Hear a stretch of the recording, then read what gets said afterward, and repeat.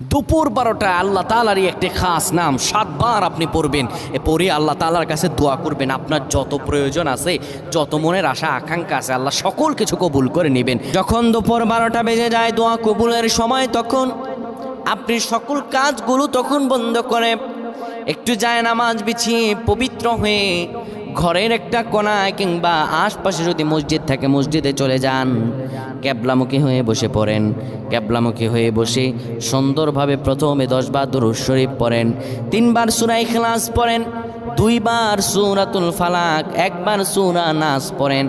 এরপরে আপনি আল্লাহ তাআলার এই খাস নামটা ধরে পড়েন, আর রহমান আর রহমান আর রহমান 7 বার পরে এরপরে আবার দুরূদ পরে দোয়া করেন।